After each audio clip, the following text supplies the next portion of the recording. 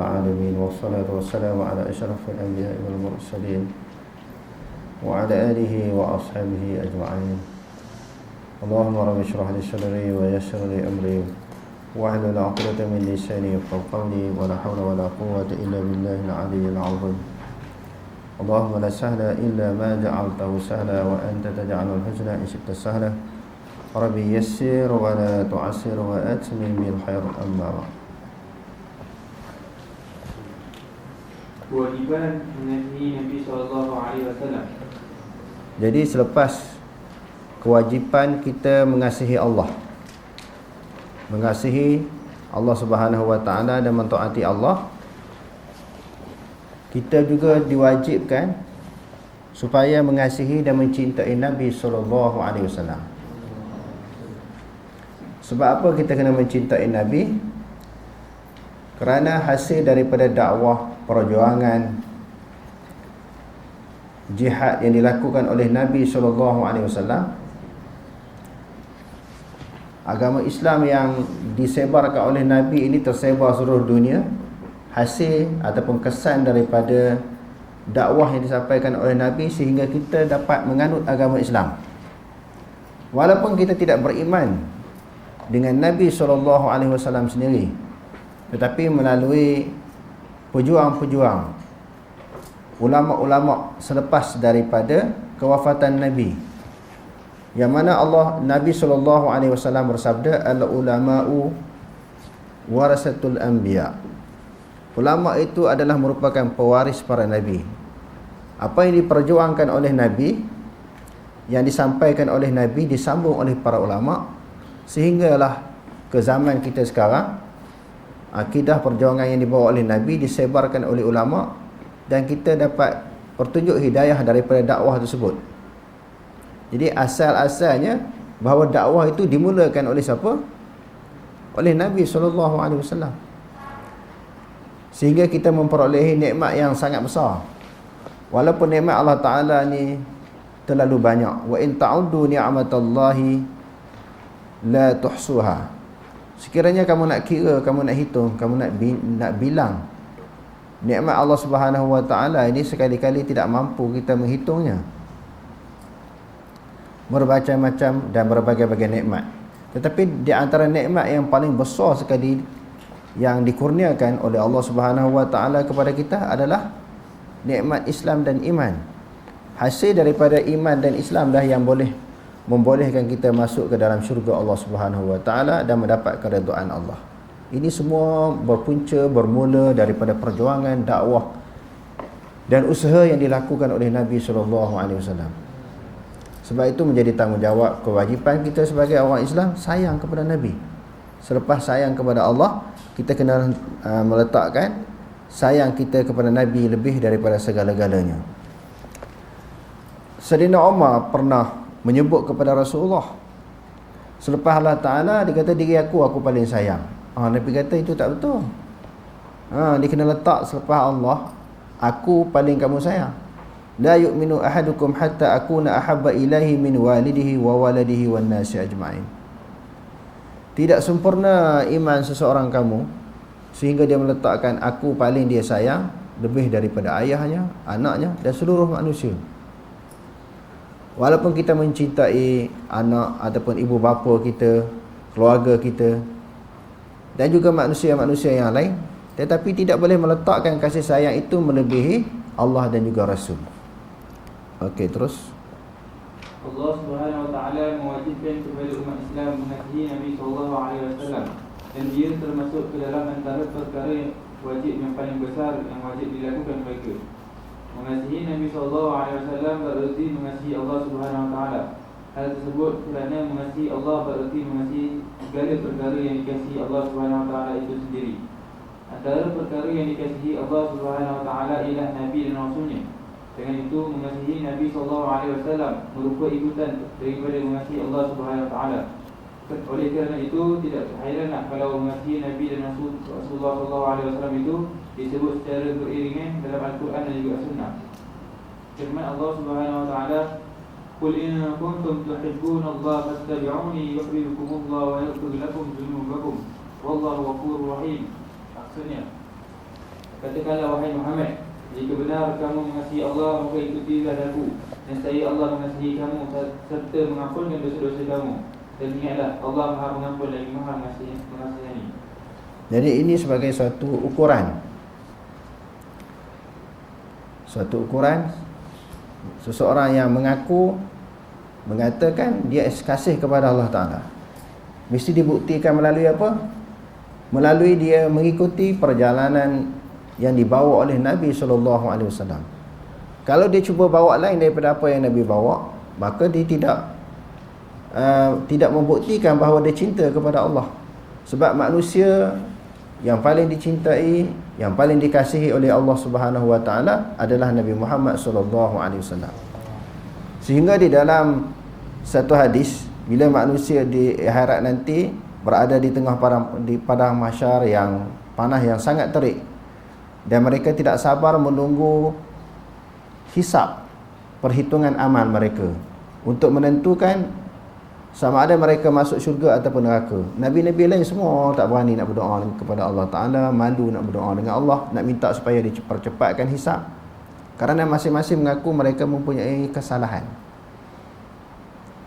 Lalu mereka kata, para Nabi menyebut, pergilah minta kepada Muhammad, dia adalah merupakan kekasih Allah. Jadi kita sayang, kasih, cinta kepada kekasih Allah. Siapa kekasih Allah? Allah Ta'ala, iaitu Nabi Muhammad SAW. Jadi kalau bukti kita cinta kepada Allah, mestilah mengikut apa yang telah ditunjukkan, diamalkan, diperintahkan oleh Rasulullah SAW. Maksudnya di sana tidak boleh berlaku perbezaan, penyimpangan, penentangan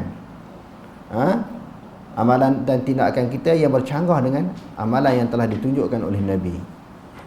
Okey, terus firman Allah Subhanahu Wa Taala, wa ma kana lil mu'minin wa la mu'minatin.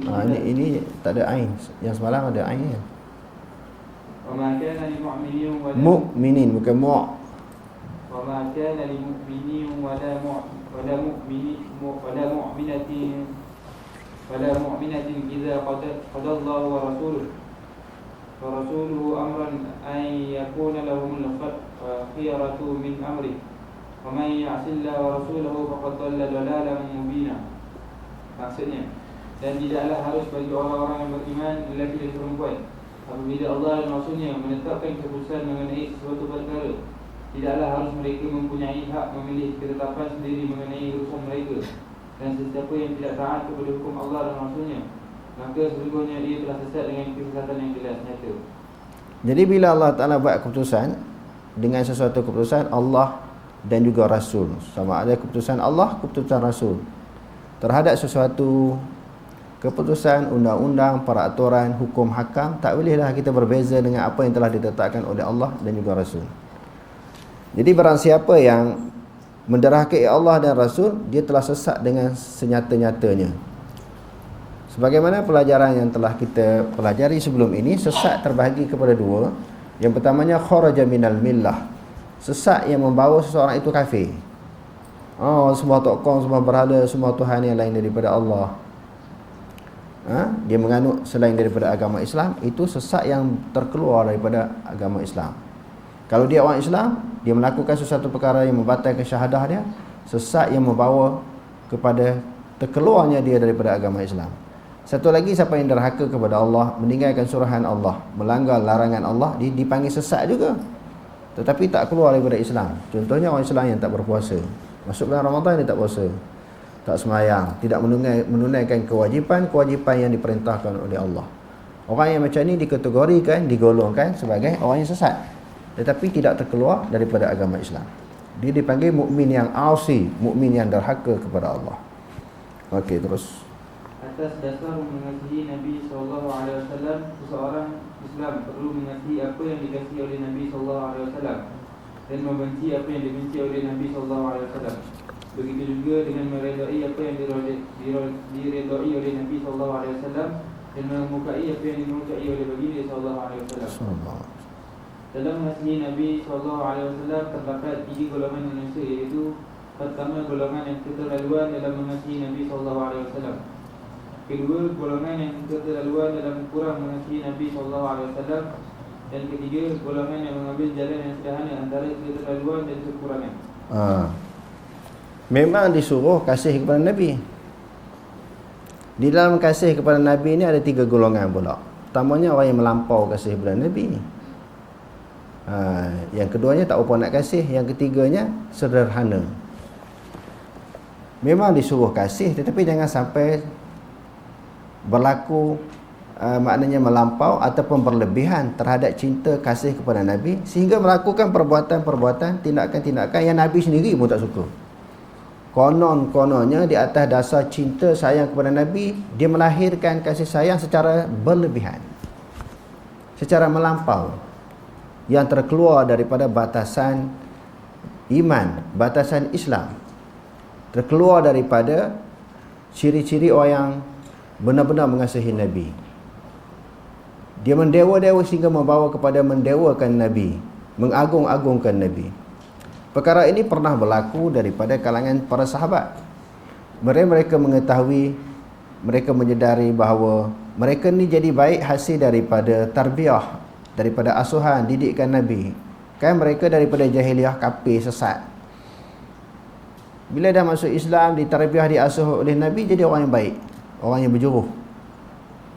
Sudah tentu mereka terhutang budi kerana jasa Nabi mentarbiyah, mendidik mereka, sehingga ada di kalangan mereka melampaulah di dalam mengasihi Nabi. Tu ada daripada kalangan sahabat kan, ada yang minum air kencing Nabi, minum darah Nabi, nak membuktikan terlalu sayang dan cinta kepada Nabi. Nabi pun nampak pelik dah berlebih-lebihan. Nabi kata, la tatruni kama taradatin nasara 'alal masih ibni Maryam. Janganlah kamu mendewa-dewakan aku, mengagung-agungkan aku, sebagaimana yang dilakukan oleh orang Nasrani kepada Isa ibnu Maryam. Kan orang Nasrani kasih sayang kepada Nabi Isa sehingga nak menyamakan Nabi Isa alaihissalam dengan Allah Ta'ala. Mereka menganggap bahawa Nabi Isa anak Allah. Terlalu sayang, terlalu bangga, terlalu kagum. Sebab kan Nabi Isa ini ada beberapa perkara yang pelik, iaitu mukjizat yang dikurniakan oleh Allah Subhanahu Wa Taala kepada beliau. Jadi kalau dianggap sebagai anak Allah, mesti ada kuasa sebagaimana Allah. Allah Tuhan, sifat Tuhan menjadikan dan menciptakan. Jadi anak dia samalah mempunyai power, mempunyai kuasa sebagaimana Allah. Tak, dia tetap makhluk. Nabi Isa juga tetap makhluk walaupun mempunyai kelebihan. Kelebihan tu Allah Ta'ala bagi yang disebut sebagai mukjizat. Nabi Muhammad banyak kelebihan, mukjizat dia lebih banyak daripada mukjizat yang dimiliki oleh nabi-nabi yang terdahulu. Tetapi tetap sebagai makhluk, tetap sebagai hamba Allah Ta'ala. Hebat macam mana pun, dia tetap sifat sebagai hamba, bukan sifat ketuhanan. Dan Nabi tidak ada sedikit pun sifat ketuhanan, sebab dia manusia. Sebab tu termasuk di dalam mukhalafatuhu ta'ala lil hawadis. Kalau sama sifat Nabi dengan sifat Allah Ta'ala, jadi macam mana dikatakan dia makhluk? Sekali-kali tak sama, walaupun mempunyai kelebihan, yang kelebihan itu Allah Ta'ala yang bagi. Dan Allah Ta'ala pun sebut Nabi ini hamba, bukan dia sebahagian daripada Allah. Subhanallazi asra bi'abdihi laylan minal masjidil haram ilal masjidil aqsa alladzi barakna hawlahu linuriyahu min ayatina innahu huwas samiul basir. Maha suci Allah yang memperjalankan hambanya.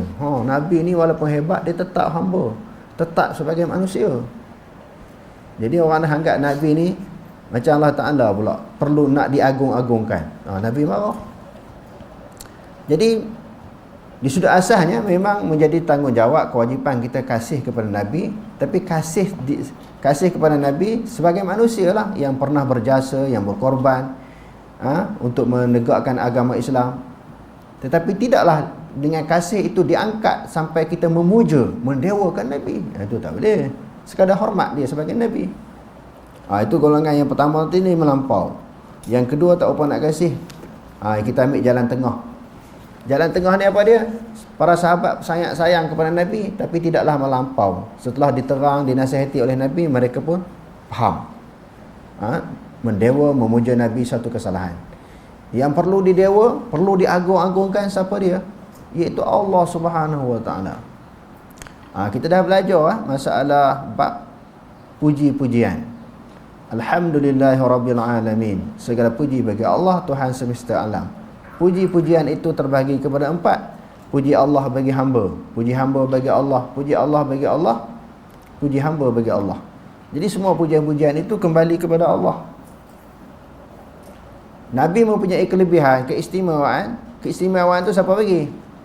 Allah. Akhirnya kena puji Allah. Jadi tidaklah sampai boleh kita anggap memang sayang, kita memang sayang kepada Nabi. Jadi iman tak sempurna kalau kita sayang diri kita lebih daripada Nabi, sayang ibu bapa kita lebih daripada Nabi, iman tak sempurna. Sayang mesti kena sayang. Tapi sayang kepada Nabi, kecintaan kepada Nabi jangan lebih. Jangan sehingga membawa kepada mendewa dan mengagungkan Nabi. Okey, terus. Golongan pertama, keterlaluan dalam mengasihi Nabi SAW sehingga ke tahap sanggup mencipta berbagai perkara yang tidak disyariatkan Allah SWT dan Rasulnya. Mereka menyangka dengan berbuat demikian mereka telah mengasihi Nabi SAW dalam arti kata yang sebenar. Antaranya keterlaluan dalam memuji Nabi sehingga ke tahap melebihi kedudukan baginda sebagai seorang Rasul yang dipilih Allah SWT. Antaranya juga menganggap kewujudan dunia dan akhirat merupakan hasil daripada kepemurahan Rasulullah SAW dan ilmu yang dimiliki oleh baginda merupakan ilmu uluh dan khalaq. Jika begitu, tanggapan setengah pihak apa yang ada lagi bagi Allah SWT sebagai Tuhan pencipta alam maya ini. Jadi yang ada pihak sampai melampau ni, kejadian alam ni semuanya asal daripada Nabi Nur Muhammad kan. Kepercayaan kepada Nur Muhammad ni. Allah Ta'ala menjadikan alam ni sebab kerana cahaya. Sebelum Nabi Muhammad ni, Allah Ta'ala jadikan nur dulu, cahaya kepada Nabi Muhammad. Sebab itulah terjadinya alam, terjadinya Adam, Hawa, langit, bumi, makhluk dan semua makhluk dalam dunia ni hasil daripada Nur Muhammad itulah. Sebenarnya Nur Muhammad ni kepercayaan Syiah, bukan kepercayaan orang Ahli Sunnah wal Jamaah. Memang ada hadis, tapi hadis tu maudhu'. Apa maksud hadis maudhu'? Hadis palsu. Awwalu ma khalaqallahu nura Muhammadin ya Jabir. Mula-mula yang Allah Ta'ala bagi jadi dalam dunia ini Nur Muhammad, wahai Jabir. Hadis ni maudhu'. Jadi ulama-ulama hadis di dalam membahas, di dalam kajian mereka mengatakan ini hadis ini tak mana, tidak ada asal baginya. Bukan kata hadis dhaif, hadis hasan, sahih, apatah lagi hadis ini hadis maudhu'. Jadi hasil daripada kepercayaan Nur Muhammad itulah orang menganggap kejadian alam ini semua ada asal daripada Nur Muhammad. Itu yang di dalam zikir itu disebutkan, yang orang duk sembahyang buat qiyamul lail tu, dalam zikir munajat tu, hasbi rabbi jalallah ma fi qalbi ghairullah Nur Muhammad sallallahu. Pernah tak kita berzikir gitu kan? Zikir ramai-ramai di sekolah-sekolah kan buat qiyamul lail pun biasa juga zikir ni, hasbi rabbi jalallah ma fi qalbi ghairullah Nur Muhammad sallallahu. Itu kepercayaan Nur Muhammad, itu kepercayaan Syiah dijadikan zikir pula. Kerana apa? Hasil kesan daripada percaya kepada Nur Muhammad dan nak diangkatkan Nabi Muhammad itu lebih daripada sepatutnya. Kita nak ulangi bahawa sayang, cinta kepada Nabi suatu tuntutan daripada Allah, suatu kewajipan, kemestian, mesti kena sayang. Tapi sayang sekadar dia manusia yang banyak berjasa kepada agama Islam, banyak berjasa kepada kita sendiri, memang kena sayang. Tapi janganlah terlalu tinggi nak angkat Nabi itu lebih daripada sepatutnya. Okey, terus. Golongan kedua pula kurang dalam meraihkan hak Nabi SAW dari segi mengasihi baginda SAW kerana meletakkan rasa kasih sayang yang lebih kepada diri, harta dan juga keluarga sendiri mengatasi kasih kepada Nabi SAW. Mereka juga kurang menghormati Nabi SAW dan juga tidak mengikut sunnah baginda SAW. Golongan ketiga adalah golongan yang pertengahan. Mereka terdiri daripada kalangan sahabat, tabi'in dan orang-orang yang mengikut jejak langkah mereka dengan baik. Mereka mewajibkan kasih kepada Rasulullah SAW dari segi hukum dan melaksanakan tuntutan kasih kepada Rasulullah SAW tersebut dari segi itikad, perkataan dan juga perbuatan. Mereka mengasihi Nabi SAW mengatasi kasih mereka kepada diri, keluarga dan harta sendiri. Mereka ini merupakan golongan yang sangat memahami firman Allah Subhanahu wa taala. "Wa ma ataakumur rasul fakhudhuhu wa ma nahakum anhu fantahu wattaqullaha innallaha shadidul 'iqab." Maksudnya, dan apa juga yang dilarangnya kamu melakukannya, maka patuhilah larangannya, dan bertakwalah kamu kepada Allah, sesungguhnya Allah amatlah berat atas siksanya bagi orang-orang yang melanggar perintahnya. Jadi kita tengok golongan yang paling cinta pada Nabi adalah para sahabat. Bagaimana cara para sahabat melahirkan kecintaan mereka kepada Nabi? Mereka ikut apa yang Nabi suruh dan mereka tinggalkan apa yang Nabi larang. Di dalam suatu peperangan, sebagai bukti mereka sayang kepada Nabi ini, bila sahabat dihujani dengan peluru-peluru tombak daripada musuh, peluru panah lebih daripada musuh, Nabi duduk belakang, mereka tahan tangan. Itu cinta kepada Nabi, tahan badan. Akhirnya lembing tombak kena badan mereka, mereka tumbang sebagai syahid. Lalu sebahagian daripada sahabat yang lain kata, ini bunuh diri ni. Sebab apa? Dia menempah diri dia, meletakkan diri dia di dalam keadaan bahaya sehingga sanggup mati demi mempertahankan Nabi. Lalu Allah Subhanahu wa taala turunkan firman-Nya, wa minan nasi may yashri nafsahu bitigha'a mardatillah wallahu raufun bil ibad. Sebahagian manusia ada orang yang sanggup menggadaikan dirinya kerana Allah Subhanahu wa taala. Bila sayang kepada Nabi, itu memang perintah Allah. Dan Allah Taala Maha penyantun kepada hamba-hambanya. Yang tu bukti betul. Apa yang Nabi suruh, mereka buat semua. Apa yang Nabi larang, mereka tinggal. Sanggup menggadai nyawa kerana mempertahankan Nabi. Dan mereka tidak melakukan sesuatu ibadah, sesuatu amalan lebih daripada apa yang Nabi ajar. Sekadar tu, jangan nak buat lebih. Ni melebih. Sampai dikatakan capal Nabi kan, baru-baru ni 2-3 tahun lepas duk heboh masalah capal kan? Tak atas sorbannya, kopiahnya. Gambar ridak tu capal juga, konon-kononnya kasih kepada Nabi. Sedangkan capal Nabi bukan capal betul pun lakaran. Capal Nabi bukan capal betul. Kalau hak betul tu adalah keberkatannya. Tetapi hak sekarang ni gambar. Kadang-kadang nak buka kasut tu, nak buka kotak kasut capal Nabi tu, selawat dulu, menangis, sedih, seolah-olah itu confirm capal Nabi. Sedangkan kalau kita tengok hak mana yang lakaran yang betulnya, kita pun tak tahu. Nabi pakai macam mana? 1400 tahun lebih lah. Hak orinya bagaimana bentuk dia, kita pun tak tahu. Nampak? Itu secara berlebihan, kasih secara melampau, tak disuruh. Itu pula yang kita nak tengok apa dia, kesan-kesan peninggalan Nabi ni ada seluruh dunia. Rambut Nabi, pedang Nabi, gelas yang Nabi minum.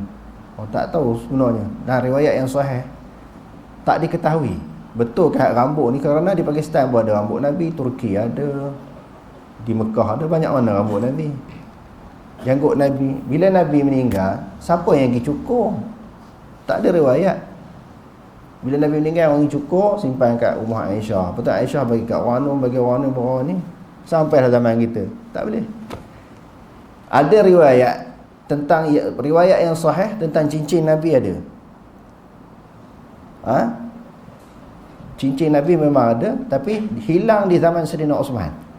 Terjatuh dan hilang di zaman Sayyidina Uthman. Lepas pada tu tak ada dah. Hak tu yang paling riwayat yang boleh dipegang. Selain pada tu tidak ada riwayat yang sahih tentang rambut Nabi, gelas Nabi, bekas minuman Nabi, mangkuk Nabi, tak ada. Semua mengaku.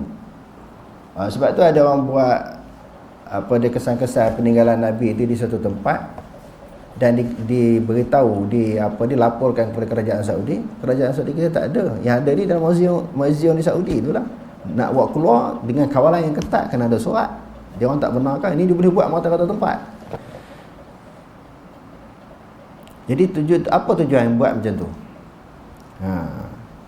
Jadi sebenarnya padanlah kita berselawat banyak-banyak kepada Nabi, ikut sunnah Nabi, ajaran Nabi, agama yang Nabi bawa. Padanlah sebagai bukti kita cinta dan sayang kepada Nabi, dan tanpa mengubah sesuatu yang pernah ditunjukkan oleh Nabi. Kadang-kadang hadut mengaku cinta kepada Nabi ni. Kalau tuan-tuan tengok Pakistan, India lagi berat. Sambut hari jadi Nabi ni, buat kek untuk Nabi. Buat kek untuk Nabi. Zaman Rasulullah tak pernah dikenali kek ni. dia buat kek untuk Nabi. Tuan-tuan balik buka YouTube. Sambut kelahiran Nabi ni sampai buat kek. Bila dalam majlis maulid Nabi ni, dia orang sediakan satu kerusi, dihiasi kerusi warna kuning. Kerusi tu kosong, kan ada orang duduk. Konon-kononnya dalam kepercayaan mereka, dalam majlis selawat, majlis maulid Nabi ni, Nabi datang duduk dalam kerusi tu. Cuma orang tak nampak lah. Orang tak nampak. Nabi hadir di dalam majlis tersebut. Ini suatu kepercayaan yang karut, yang nak mendewa-dewakan, agung-agungkan Nabi yang tak sepatutnya. Jadi yang sepatutnya macam mana? Kecintaan kepada Nabi suatu kewajipan, suatu tuntutan daripada Allah. Nak buat macam mana? Buat sebagaimana sahabat buat. Ikut sunnah Nabi, amalan Nabi. Kadang-kadang mengaku cinta kepada Nabi, tapi dia bawa lain daripada apa yang telah Nabi tinggalkan. Itu dalam hadis yang diriwayatkan oleh Imam Malik di dalam Muwatta' dan juga imam-imam hadis yang lain. Rasulullah tengok sebahagian umatnya dihalau oleh malaikat daripada minum air telaga Kausar. Rasulullah kata, kenapa halau mereka? Aku kenal mereka, mereka pun kenal aku. Ni umat aku. Malaikat kata, kamu tak tahu selepas kamu wafat, demo dah ubah. Demo dah adjust dah. Dah ubah sesuai ajaran yang kamu tinggal, agama yang kamu tinggal, syariat yang kamu tinggal, semua dia dah ubah. Nabi kata halau boleh belah, halau. Jangan bagi minum air telaga Nabi sebab dia pindah. Tu kadang-kadang orang yang nak menunjukkan kecintaan kepada Nabi kadang-kadang terlajak. Kita biarlah sederhana. Khairul umur awsatuha. Sebaik-baik perkara, sebaik-baik pekerjaan adalah pertengahan. Okey, terus. Firman Allah Subhanahu wa taala, ya ayyuhallazina amanu la tuqaddimu baina yadayi Allahi wa rasulih wattaqullaha innallaha samii'un 'aliim. يا أيها الذين آمنوا لا ترفعوا أصواتكم فوق صوت النبي ولا تجهروا له بالقول كجهر بعضكم لبعض أن تحبط أعمالكم وأنتم لا تشعرون إن الذين يغضون أصواتهم عند رسول الله أولئك الذين امتحن الله قلوبهم بالتقوى لهم مغفرة وأجر عظيم. Maksudnya, wahai orang-orang yang beriman, janganlah kamu memandai-mandai melakukan sesuatu perkara sebelum mendapat hukum atau kebenaran Allah dan Rasulnya, dan bertakwalah kamu kepada Allah, sesungguhnya Allah Maha mendengar lagi Maha mengetahui. Wahai orang-orang yang beriman, janganlah kamu mengangkat suara kamu melebihi suara Nabi, dan janganlah kamu menyaringkan suara dengan lantang semasa bercakap dengannya, sebagaimana setengah kamu menyaringkan suaranya semasa bercakap dengan setengah yang lain. Larangan yang demikian supaya amal-amal kamu tidak hapus pahalanya, sedang kamu tidak menyadarinya. Sesungguhnya orang-orang yang merendahkan suaranya semasa mereka berada di sisi Rasulullah SAW, mereka lah orang-orang yang telah dibersihkan Allah hati mereka untuk bertakwa. Mereka beroleh keampunan dan pahala yang besar. Jadi angkat suara di hadapan Nabi pun tak boleh. Apatah lagi ubah apa yang telah diajar oleh Nabi, lagi salah. Okey, terus. Namun begitu mereka tidak keterlaluan dalam mengasihi Nabi SAW, kerana mereka sangat memahami sabda Rasulullah SAW dalam hadis riwayat Anas bin Malik radhiyallahu anhu, anna rajulan qala ya Muhammad ya sayyidana wa ibn sayyidina wa ibn sayyidina wa khairana wa ibn khairina faqala Rasulullah SAW ya ayuhan nas alaikum bitaqwakum wa la yastahwiyannakum asy-syaitanu ana Muhammad bin Abdullah wa Abdullah wa rasuluh wallahi ma uhibbu an tarfa'uni fawqa manzilati allati anzalani Allah azza wa jalla. Maksudnya, seseorang lelaki berkata, wahai Muhammad, wahai Tuhan kami, anak kepada Tuhan kami, orang yang terbaik dalam kalangan kami, dan anak orang yang terbaik dalam kalangan kami. Mendengar demikian, Rasulullah SAW bersabda, wahai sekalian manusia, hendaklah anda sekalian berpegang teguh dengan ketakwaan anda. Jangan diperdayakan oleh syaitan. Sesungguhnya aku adalah Muhammad bin Abdullah, hamba Allah dan utusannya. Aku tidak suka anda semua mengangkat kedudukanku mengatasi kedudukan yang telah Allah tempatkan untukku. Nabi larang sebab apa? Sebab puji Nabi secara berlebihan, secara melampau. Nabi tak suka. Jadi nak puji Nabi sekadar apa yang telah ditetapkan oleh Allah Ta'ala, sebagaimana yang telah diangkat oleh Allah Ta'ala, sebagaimana yang telah dilebihkan oleh Allah Ta'ala. Sekadar tu je, jangan lebih. Nabi kata, aku sendiri adalah hamba Allah. Bila hamba Allah, dia kena ada ciri-ciri sifat-sifat sebagai hamba. Kalau angkat pada itu lebih pada hamba lah. Nak mengangkat kepada satu tahap, satu maqam, satu kedudukan ketuhanan. Yang tu tak boleh. Okey, terus. Perkara-perkara membatalkan syahadat Muhammad Rasulullah. Perkara-perkara yang membatalkan keimanan terhadap Nabi Muhammad SAW melibatkan dua bahagian, iaitu pertama mencela kepribadian baginda SAW. Kedua, mencela apa yang dibawa oleh baginda SAW yang jelas termasuk dalam perkara yang jelas diketahui umum dalam agama. Misalnya mengingkari atau memandang rendah terhadapnya. Ini termasuklah menisbahkan kepada Rasulullah sesuatu yang bertentangan dengan pilihan Allah Subhanahu Wa Taala terhadap baginda untuk menyampaikan dakwah kepada masyarakat manusia. Oleh kerana itu, orang yang mengingkari kebenaran Rasulullah SAW, keamanahannya, penjagaan kehormatan dirinya, kebaikan akan fikirannya dan lain-lain, menjadi kufur. Begitu juga menjadi kufur orang yang mencaci, mengaitkan kekurangan pada diri baginda, keturunan, agama, sifat, mempersendakan baginda atau seumpamanya. Begitu juga dengan orang yang melaknat baginda SAW, mendoakan keburukan, mengharapkan kemudaratan menipu baginda, menisbahkan sesuatu yang tidak layak dengan tujuan mencela, mengeluarkan kata-kata mungkar, menipu dan berbohong di atas nama baginda dan lain-lain. Orang yang mencaci Rasulullah jika seorang Islam dihukumkan telah menjadi kufur dan perlu dibunuh tanpa sebarang perselisihan dalam kalangan ulama. Ia merupakan pendapat imam-imam terkemuka mazhab 4 dan lain-lain. Ini tanpa mengira sama ada orang yang mencaci baginda SAW itu bersungguh atau bergurau. Orang caci Rasulullah ni banyak orang hina kan. Rasulullah ni tak adil dalam poligami, banyak orang sebut lah. Hak mengaku Islam tu. Ulama sepakat 4 mazhab kata murtad. Tak ada khilaf daripada kalangan ulama mencaci, menghina Rasulullah. Sebab mereka mencaci dan menghina Rasulullah ni, mereka ni banyak menggunakan logik akal dan juga undang-undang dunia. Yang biasa duk lawan ni peguam-peguam lah. Belajar di negara barat kan, undang-undang peraturan kafir. Jadi apa yang telah diketengahkan oleh Rasulullah ni seolah-olah dia menampak dari sudut akal, dari sudut logik macam tak adil. Sebab tu kita kena faham, selalu kita sebut dalam pengajian kita, adil ini berdasarkan kepada penilaian siapa. Apa kayu ukur menentukan sesuatu itu adil ataupun tidak? Adil itu berdasarkan kepada ketetapan Allah. Adil di sisi Allah, sebab Allah Ta'ala paling adil. Bukan adil di sisi manusia ataupun berdasarkan kepada logik akal kita. Sesuatu yang betul sesuai dengan akal, itu adil. Kalau dia bercanggah berbeza dengan akal, itu tak adil. Jadi menghina Rasulullah, membenci dan juga membenci Rasulullah. Bila dia menghina, benci ni, dia akan mengeluarkan kata-kata, melakukan sesuatu tindakan, buat kartun hina Rasulullah. Macam-macam sekarang ni orang duk buat kan, buat kartun, lakaran kartun, mencaci, menghina Rasulullah. Konon-kononnya itu dia kadang-kadang nak buat lawak, kadang-kadang buang memang benci itu daripada hati sendiri, pun kafir juga. Buat lawak pun kafir juga. Sebab masalah akidah, 2 perkara dia tidak boleh dipermainkan. Yang pertamanya memerdekakan hamba. Dia kata aku memerdekakan kamu, dalam keadaan marah, hamba dia merdeka. Kalau dia bergurau, merdeka juga.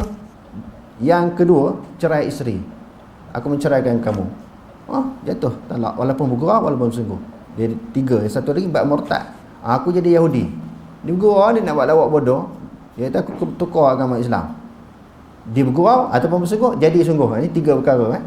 Memerdekakan hamba, talak isteri, dan juga dalam masalah akidah.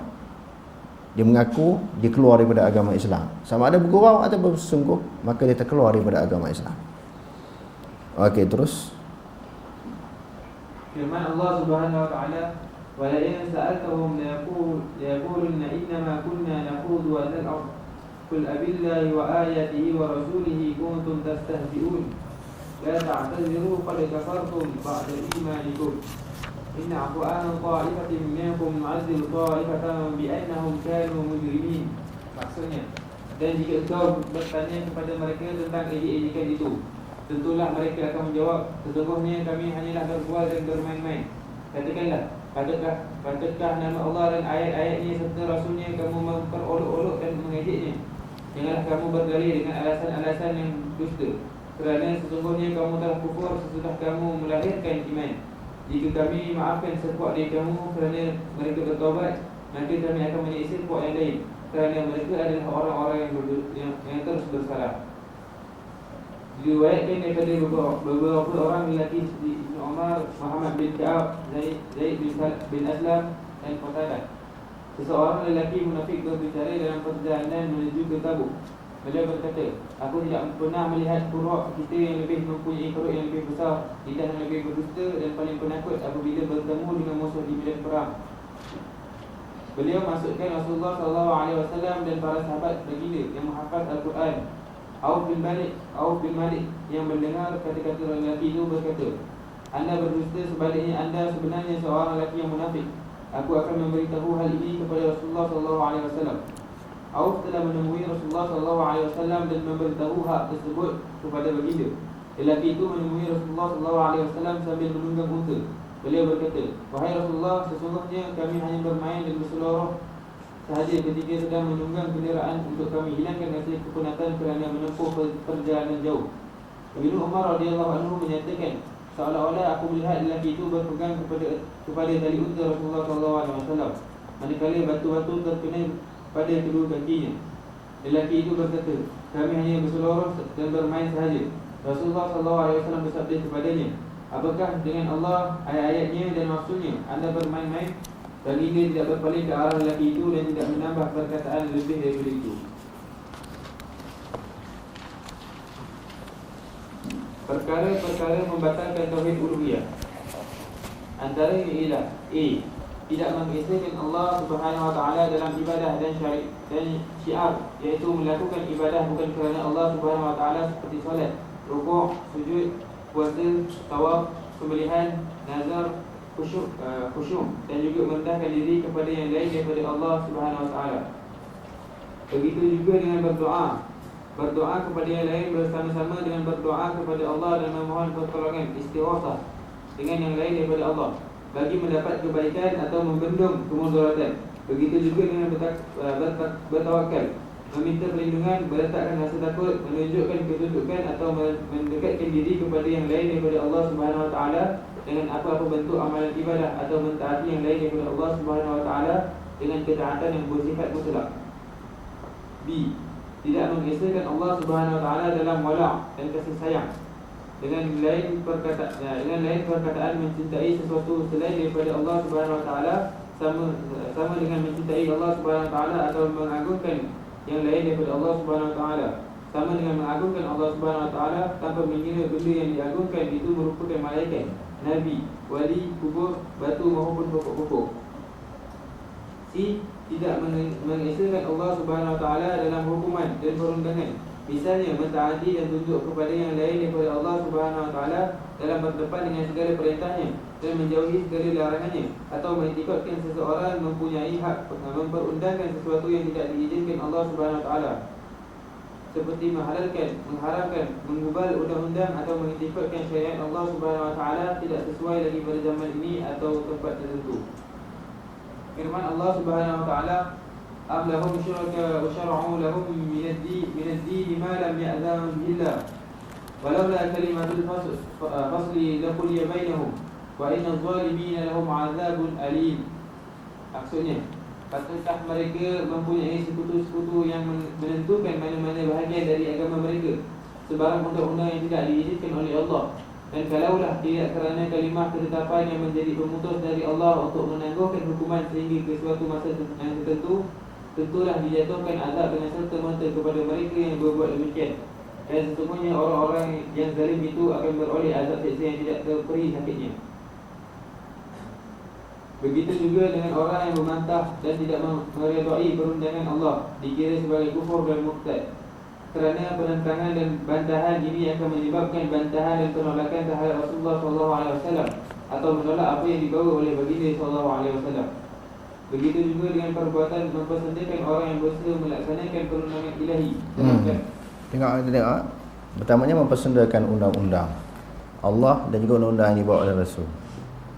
Yang keduanya mempermainkan. Orang hendak bersungguh nak bawa undang-undang Islam, kita pula pelekeh dia pula, hina dia pula. Macam hina. Jadi tak boleh. Sesuatu berkaitan dengan agama ni tak boleh kita permainkan. Tadi kita sebut dalam perbahasan tadi, sama ada bersungguh, dia menghina, mengutuk, ataupun dia mempersendakan. Kedua-duanya tak boleh. Kalau kita sendiri tak mampu nak buat sesuatu perkara yang berkaitan dengan agama ni, nak mendaulatkan peraturan, undang-undang yang ada di dalam agama Islam yang termaktub dalam Quran hadis, kita tak mampu. Orang lain buat, kita kena sokong lah. Dah lah kita tak mampu, orang lain buka jalan, orang lain bersungguh nak bawa ke arah tersebut, lalu dipersendakan, itu tak boleh. Sebab dia nak bawa tu undang-undang Allah Ta'ala, undang-undang yang ada dalam Quran, undang-undang yang ada dalam hadis. Okey, terus. Begitu juga dengan perbuatan mempersendakan orang yang berusaha melaksanakan perundangan ilahi dalam kalangan orang-orang Islam, atau mempersendakan orang-orang yang beriman dengan sebab pegangan mereka terhadap mana-mana syiar agama, kerana ia termasuk ke dalam erti kata memerangi agama Allah dan menentang agama tersebut, malah menghalang manusia daripada menempuh jalan Allah Subhanahu Wa Taala. Persendaan ini pada hakikatnya persendaan kepada perundangan ilahi itu sendiri, dan kemudian kepada pembawa risalah, dan akhir sekali kepada Allah Subhanahu Wa Taala yang menurunkan perundangan itu. Firman Allah Subhanahu Wa Taala, innal ladzina ajramu kanu minal ladzina amanu yadhhakun wa idza marru bihim yataghamazun wa idza qalabu ila ahlihim qalabu fakihin wa idza ra'awhum qalu inna haula'i dhallun wama ursilu 'alaihim hafizin فاليوم الذين آمنوا من الكفار يضحكون على الأرائك ينظرون. Maksudnya, sesungguhnya orang-orang yang derhaka mereka selalu tertawakan orang-orang yang beriman, dan apabila orang-orang yang beriman lalu dekat mereka, mereka mengeling dan memejam selikan mata sesama sendiri mencemuhnya. Dan apabila mereka kembali kepada kaum keluarganya, mereka kembali dengan riang gembira. Dan apabila mereka melihat orang-orang yang beriman, mereka berkata, sesungguhnya orang-orang itu adalah golongan yang sesat, padahal mereka tidak diutus untuk menjaga sesat atau tidaknya orang-orang yang beriman itu. Maka pada hari ini orang-orang yang beriman pula tertawakan orang-orang yang kafir itu, sambil mereka berehat di atas pelamin-pelamin yang berhias, serta melihat hal yang berlaku kepada musuhnya. Kesimpulan, antara perkara yang boleh membatalkan kalimah syahadah ialah mengikrarkan petunjuk yang lain daripada petunjuk Nabi Muhammad SAW. Lebih sempurna atau hukum ciptaan manusia lebih baik daripada hukum yang dibawa oleh Nabi Muhammad SAW, menatijahkan batal Islam seseorang. Misalnya, mengikutkan hukum tauhid orang yang melampaui batas, atau hukum ciptaan manusia lebih baik daripada hukum yang dibawa oleh Nabi Muhammad SAW. Begitu juga dengan mengikutkan peraturan undang-undang ciptaan manusia lebih utama daripada syariat Islam, atau sistem Islam tidak sesuai dipraktikkan pada abad yang ke-20 ini, atau menganggap Islam merupakan punca dan sebab kepada kemunduran umat Islam, atau mengikutkan ajaran Islam hanya mengatur hubungan antara manusia dengan Tuhannya sahaja tanpa melibatkan urusan yang lain. Begitu juga perbuatan menganggap pelaksanaan hukum Allah Subhanahu Wa Taala berbentuk potong tangan pencuri, ataupun rejam ke atas orang yang berzina yang telah kahwin tidak sesuai lagi pada zaman ini. Begitu juga mengikutkan seseorang dibolehkan beramal dengan hukum hakam yang lain daripada hukum Allah Subhanahu Wa Taala dalam muamalat syariat, hukum hudud atau lain-lain, meskipun tidak mengikutkan hukum-hukum tersebut lebih baik daripada syariat Islam. Hal tersebut kerana dengan berbuat demikian dia telah menghalalkan apa yang telah diharamkan oleh Allah Subhanahu Wa Taala berdasarkan ijma'. Sedangkan sesiapa yang menghalalkan apa yang telah diketahui umum umat Islam tentang keharamannya, seperti zina, arak, riba, dan berhukum dengan sesuatu yang lain daripada syariat Allah Subhanahu Wa Taala, dia menjadi kafir dengan ijma' orang-orang Islam. Wallahu a'lam. Aqulu qali hadza wa astaghfirullah al-'azim li wa lakum. Assalamualaikum warahmatullahi taala wabarakatuh.